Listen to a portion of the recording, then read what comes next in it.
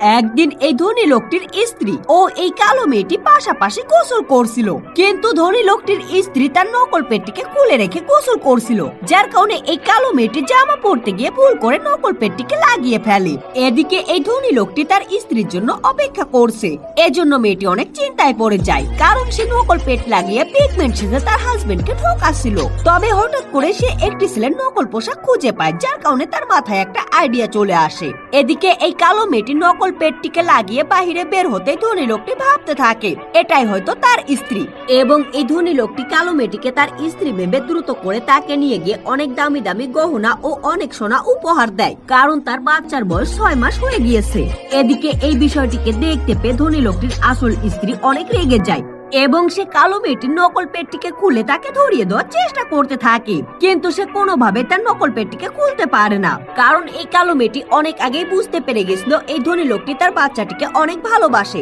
এজন্য এই কালো মেয়েটি বুদ্ধি করে শক্ত আঠা দিয়ে তার নকল পেটটিকে লাগিয়ে রেখেছিল। তবে ধনী লোকটির আসল স্ত্রীও ছেড়ে দেবার পাত্র ছিল না, সে অনেক বুদ্ধি করে এবং অবশেষে একটি কাঁটা দিয়ে মেয়েটির পেটটিকে কেটে ফেলে, যার কারণে ধনী লোকটির সিকিউরিটি গার্ড তাকে ধরে ফেলে এবং তখন এই ধনী লোকটির স্ত্রী পালিয়ে যাওয়ার চেষ্টা করে, কিন্তু তার নকল পোশাকটি ছিঁড়ে যায় এবং তার আসল চেহারা সামনে চলে আসে, যার কারণে এবার তারা দুইজনই অনেক বেশি ভয় পেয়ে যায়, কারণ তারা দুইজন ধনী লোকটিকে ঠকিয়েছে। এজন্য তারা ধনী লোকটির কাছে মাপ চাইতে থাকে। তবে এই ধনী লোকটি অনেক বোকা ছিল, সে এখনো ভাবছিল এই নকল পেটটির মধ্যে তার বাচ্চা রয়েছে, এর জন্য এই ধনী লোকটি এই নকল পেটটিকে ভালোবেসে তার কাছে রেখে দেয়।